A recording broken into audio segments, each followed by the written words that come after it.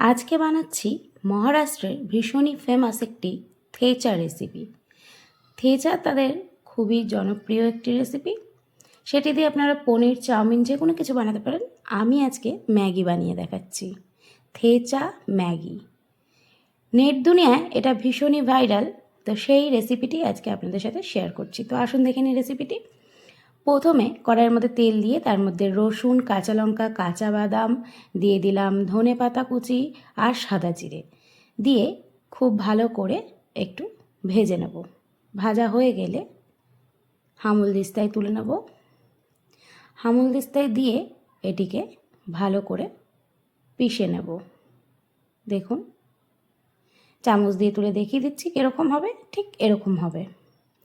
তারপরে ওই একই কড়াইয়ের মধ্যে ম্যাগিটাকে আমি সেদ্ধ করে নিলাম, সেদ্ধ করে জল ঝরিয়ে নিয়েছি। তারপরে কড়াইয়ের মধ্যে সামান্য একটু তেল দিয়ে 2 চামচ মতো থেচা দিয়ে দিয়েছি। যেহেতু থেচাটা ভাজার সময় লবণ দিইনি, তাই খুব সামান্য পরিমাণে একটু লবণ অ্যাড করলাম। দিয়ে একটু নাড়াচাড়া করে দিয়ে দেবো ম্যাগি মশলা। ম্যাগি মশলায় যথেষ্ট লবণ থাকে, সেই কারণে লবণ কিন্তু সামান্যই দেবেন।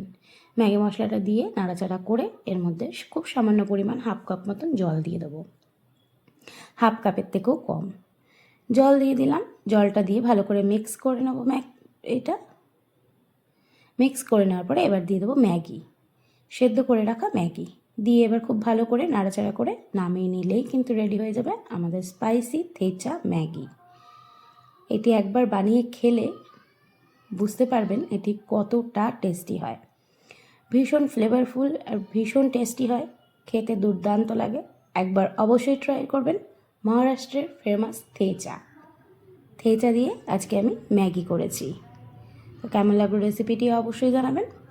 ভালো লাগলে লাইক, কমেন্ট, শেয়ার করে দেবেন। বানিয়ে খান, বানিয়ে খাওয়ান, এনজয় করুন। বানিয়ে না খেলে বুঝবেন কী করে কেমন হয়েছে। এটা অবশ্যই ট্রাই করবেন। আমার রিকোয়েস্ট রইল, ভিডিওটি ভালো লাগলে লাইক, কমেন্ট, শেয়ার কিন্তু করে দেবেন। কেমন হয়েছে রেসিপিটি সেটিও জানাবেন। তো আজকের মতো ধন্যবাদ।